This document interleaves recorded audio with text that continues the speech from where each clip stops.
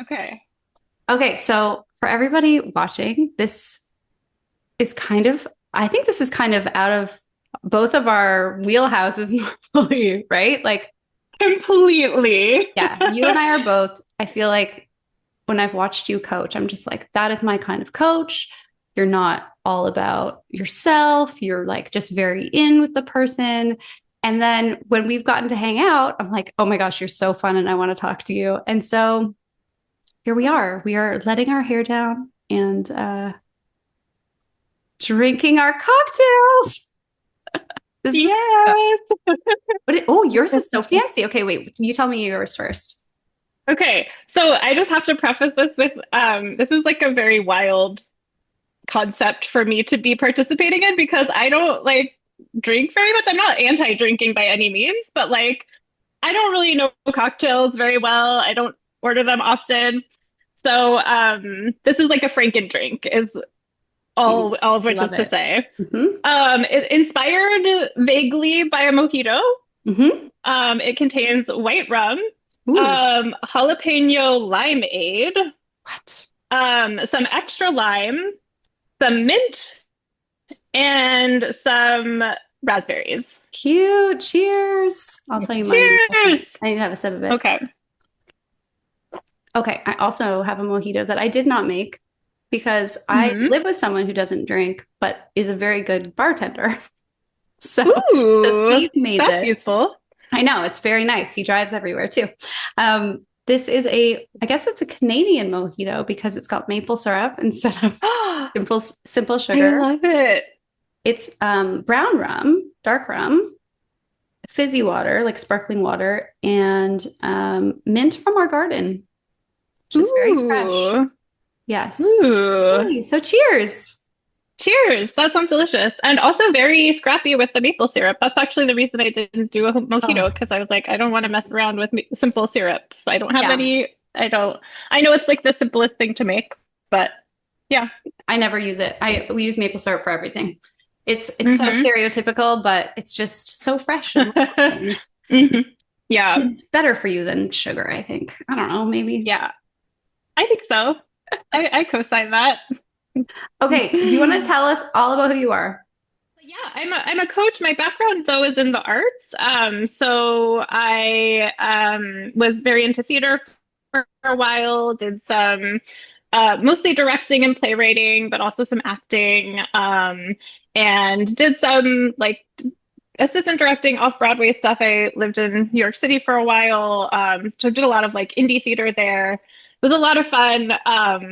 Worked in children's media for a couple of years Wow. and then transitioned to project management for a life coach, which was my introduction to the world of life coaching. Realized I did not like project management, but I did love coaching. Yeah. So I've always been into like therapy and self development and also just like, I don't know, genuine connection and challenging like overarching narratives, which is Yes. the through line, I think, in all of the artistic side of things in the coaching world. So I live in New Jersey now, just outside of New York City. And yeah, that's me. So fun. I knew your like arts background. I didn't know you did like off-Broadway stuff though. That's super cool. Yeah, yeah. That's so fun. Yeah, I guess we both have like a theater in the back, way back. I didn't Hmm. I didn't Which stick with also means, yeah. perhaps for you, it also means a lot of like random weird jobs to So many actually make weird jobs. money. Oh my gosh. We should talk rum and ramblings tonight, people. Ooh. Yeah, I've had some very strange jobs. I did not really do theater professionally. I loved it, but right out of high school, I went and did this kind of like a trade school for audio engineering. I was one of three women in the program, as you can imagine. Wow. There were not a lot of women engineers. And I worked in the music industry for a couple of years doing very weird, random things for like radio stations. I worked in promotions and marketing and for the HR department, which I cannot believe there were not more lawsuits. Honestly, I'm like, there's a lot of I can only imagine. debaucherous things that happened within that company. Yeah. And So then, we'll need more cocktails yeah, maybe, to yeah, that'll be unpack all after that. maybe episode 5. Okay. I might need to pre-drink if I'm going to tell you those stories. Um, but I did end up kind of moving. House of Blues used to have a Canadian office, so I worked there for a summer, saw so many shows, and it was so much fun. And then I worked for a management company who had a roster of artists, and I at the same time was really into yoga.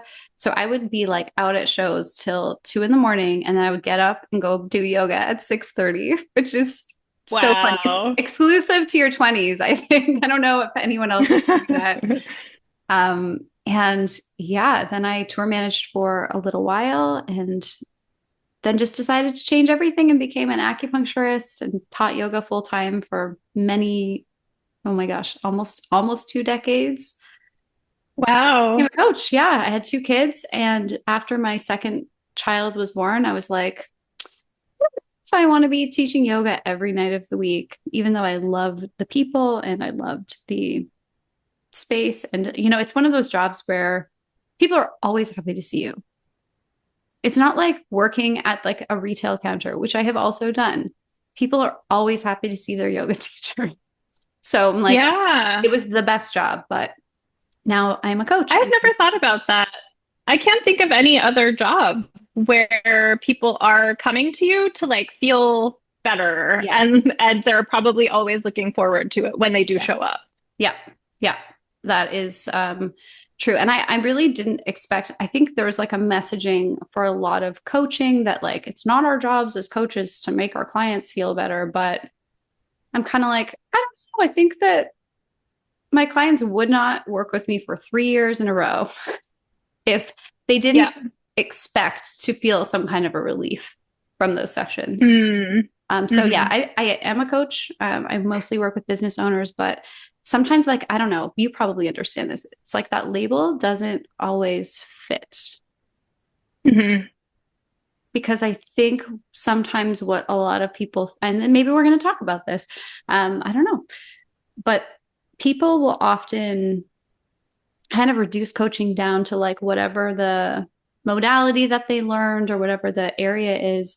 And I don't know, my shtick with people now is like, if you have a problem, I will not do your taxes for you, but I will be your thinking partner through anything. I can coach you, I Hmm. can coach your mindset, we can talk about the, holistic success and all of those things, but when it comes down to it, like if you want to know if your website needs some new copy, I will look at it and read it and I'll tell you my opinion. Like we just don't, Yeah. like entrepreneurs have someone that will do that. Hmm. Yeah. So I don't know. That's kind of where I'm at with it all right now. Well, it's so valuable as well. Like I've been thinking a lot about the idea of collaboration because that Mm-hmm. was like the core of what got me into theater.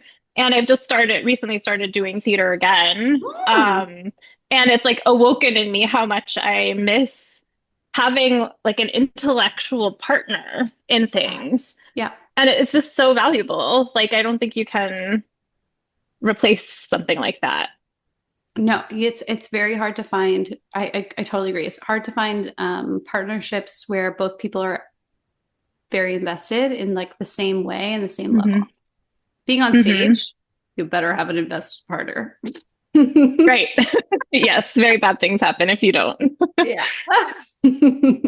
Yeah. Oh, that's so What fun. do you what do you think? This is like the $1 million question. What is Yeah. coaching to you? Oh my gosh. Um, it's so hard to define because I think that everybody has their own personal definition. And I mean, I did this with yoga too. Like, when you're studying something, it's so easy to be like, I'm in school for this thing. And so I'm going to tell you how it is. But then you kind of get some Hmm. time under your belt and you see that there's so many different ways of coaching. Like I've heard people say, if you're giving advice, that's coaching. If you're giving advice, that's not coaching. If you are sharing any part of your personal story with someone, that's not coaching. But if you're not doing experience shares, that's not coaching. So Hmm. I've been in so many containers and it's all very confusing. So I don't know. I find it really hard to define it. And I also think different things work for different people. Like some people Yeah. need a hardcore, tough love accountability partner, or they think they do. I don't think anyone really needs that, but some people sign up for that and that's what they think business Mm-hmm. coaches do. And I'm like, Mm-hmm. well, if that's what you want, well, it's not what I do, but it's not what I want. I don't know. What do you think Yeah. coaching is? Ooh, turning it back I around. know. You can't ask me and then, yeah. To be honest, I feel kind of similarly. Like I don't have a pat elevator speech definition for coaching. For me, I see my role as helping people create change in their lives in some way. Okay. And that change can be something very tangible, or it can be like emotional or abstract or relational. But I think people generally come to me because they're looking to change Yeah. something. Yeah. That's so good. Okay. Then I'm changing my answer. Wait. I mean, yeah, I think okay. So if I was going to give like, okay, if I were going to give an elevator speech, this could even go on our website. I think coaching Ooh, is, it's I having like that we'll someone have a who's, website. yeah, yeah. Oh Sorry. yeah. On our website, it's going to go, well, it's going to go on the super round one for sure. Cause I think Okay. coaching is like, it's having someone whose job it is to be on the same team as your vision over everything else. Mm. Hmm. And I think that whatever the niche of the coach is, I think that that's something that people need. Like, no one's coming to, okay, while we're drinking now, so we can just talk about it. It Oh really yeah, bugs me when we people are can like, be real. coaching is asking curious questions. I'm like, no one pays $15,000 for me to ask them curious questions. Or to like, I really don't like I'm going to be very opinionated. I don't like when people say it's helping someone like hear their inner wisdom, because in some contexts that's fully what it is and it's so important, it's so beautiful. But again, I wouldn't pay someone, like I just don't think that's good marketing. Like I wouldn't pay someone to hear my inner wisdom. I'm like, I'll pay a medium or a psychic to hear my inner wisdom or something like that. Um, I will, Or I will have a cocktail by myself and yeah, listen I to can my hear my inner inner wisdom. I wisdom. can journal that. Like I do think we are in a time where there are just so many amazing tools available for someone. You can go into a bookstore and like find a good pathway to hear your inner wisdom. But I think that it's like you're looking for, I don't know, like I feel like it's a dance between strategy, hopefully from someone who kind of gets your situation enough that can give you guidance and resources, but also isn't going to like railroad your aspirations and Mm. your dreams and your values. Hmm. Because I don't love Yeah. people who say they're coaches, but they're really just giving you a formula for like how they did a thing. Hmm. I keep looking at the sky. I wish I could show you right now. It is so dark. We are under a tornado warning in Canada. What? So if I jump, it's because there could be lightning and hail. So we might have a very exciting Oh my gosh. live Okay. I feel disaster on very the even podcast. more honored that you're here. My Please let family's me know going. if you Yeah, need, if I have to if run to the you're feeling basement, safe. Yeah, we can take a yeah, literal rain check or tornado check for this pause. one. It's so Mhm. crazy. Yeah. Anyway. Yeah.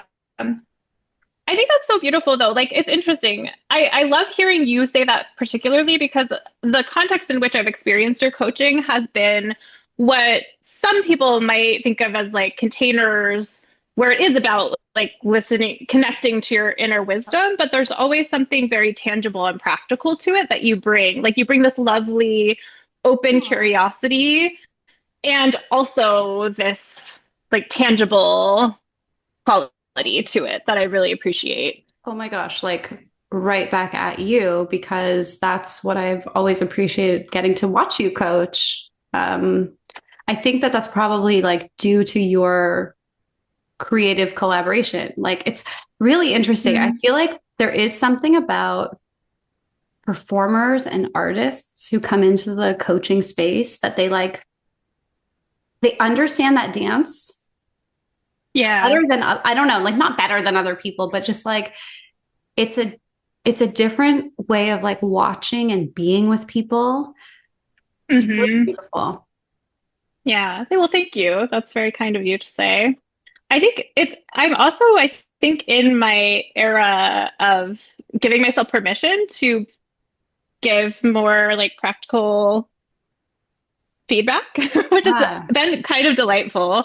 And the methodology that for everyone listening, the methodology that I learned and that I think, Erin, I don't know your entire coaching background, but yeah. I know you went through a similar methodology, was very much like you remove your Yes. idea of what is right, you stay completely out of the pool, you ask questions and like reveal your client's brain to them, which is Mm, amazing and totally beautiful. And I amazing. love that I have that foundation. Yes. And when you have expertise in the area that you're coaching on, like I think for a while I made it, I did not allow myself to Mhm. share any of my practical experience Yeah. with my clients. And I don't see why.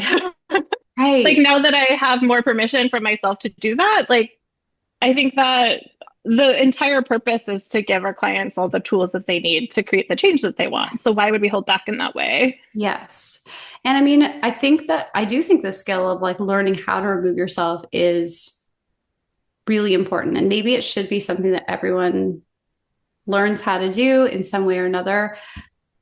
I just think that it's a it's a good basic training, but I don't know that again, like I don't know who wants a and we're learning so much about like interpersonal neurobiology and how being Hmm. like deadpan and just kind of in this meditative coma with clients actually can like trigger people's feeling of being unsafe or feeling like they have to perform and like impress their coach and like we can't nod our heads and we Hmm. can't like blink and you're like did they see me? We do so much online that I Yeah. almost feel like maybe the performance, the performance that we can tap into is like making sure that we are showing that we are humans, Hmm. robots. Yes, absolutely. I love that. Yeah. Oh, the whole sky is so black right now. It's crazy. Oh my gosh. Ah, yeah, I'm like, what things should we share in case this is my one and only? Yes. Yeah, Should what? we talk Okay. about why we're doing this Yeah, or let's do like it. where this Yeah, came yeah. from? Because Yes. Yes. Tell us, why are we doing this? which is another good question that I Good don't have the question. prepared answer for. But I think Ah, the seed of this podcast came from when we met finally in person after a couple of years of being in each other's orbit online. And from my perspective, at least, it's admiring each other from afar. yes. And I think we were just getting cocktails with some people at a conference workshop that we were attending. And I don't even remember the details of it. We were just like veering into like some coaching type of territory, maybe. And we were drinking, and it was like kind of a fun combination. So we're like, what if we did this? Yeah. And like we would never coach a client with alcohol. And maybe we'll do episodes with mocktails. I can rock a herbal tea. I can bring Yeah, some serious herbal I tea would be down. concoctions, all of the things. Um, but I do, so I was thinking about this too. I'm like, why are we doing this? Because again, it's not really like on brand. This is not a marketing ploy for either one of us. It actually could be very No, detrimental. Who knows? it could be. My clients might go, oh, wow. It's like we're both fully consensual, but like this is not in my client's wheelhouse necessarily. So No, like no, morally, I would never consider doing this with ever. someone who was not a fellow coach, Never. probably Not ever. at all. Ever. But I think that there is some. I was thinking about, I'm like, listen, unfortunately, there's a lot of shenanigans in the coaching industry. There's a lot of people Hmm. who really have put themselves on pedestals, or there's other people who put them on pedestals, and they're like, they almost like make mere mortals feel bad about themselves for being human. And the one thing I've been really thinking about over the last few years is making sure I show up as human as possible for my clients. No, Hmm. I would never have a cocktail while coaching a client. I always show up at my best, but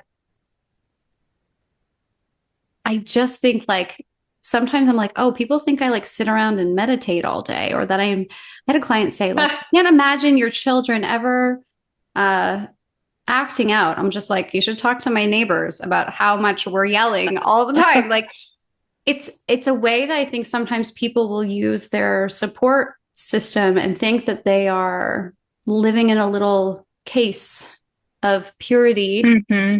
And I'm a spiritual practitioner. I love spiritual practice. I have lots of um, things that are probably way outside the norm for most people, but it doesn't mean that I'm like a pristine, perfect entity floating around the world.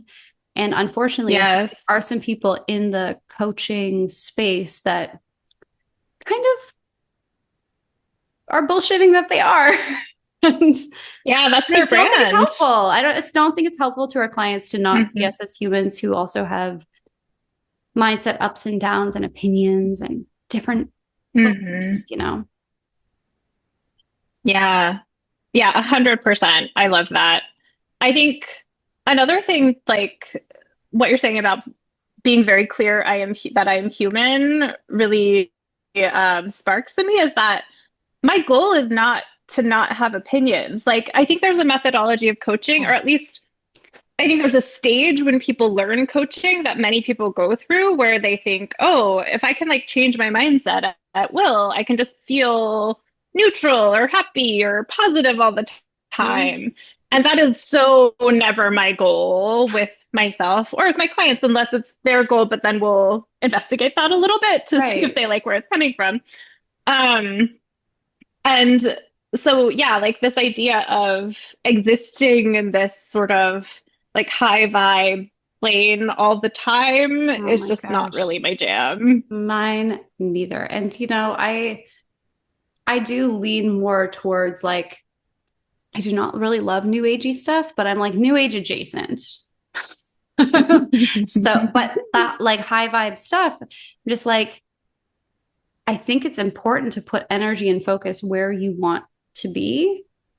And it's beautiful to like hold space and hold a container for your clients that is like not so attached to you and your experience, but like I'm just learning so much. And I think you are probably on the same page I hope you're on the same page with this, but it's like you are still bringing you to the experience and you Hmm. and all of your Yes. experience to the client. And that's kind of the magic of the coaching container. It's not really the tool, it's not really the methodology. It's like the space you can create. So I'm like, I don't know. I think the number one work of like a coach is to kind of learn how to be on their own team, even when their position might be different than other people's and their Mhm. beliefs might be different and it's a tricky thing to do, but it's so beautiful and important. Well said. I love that.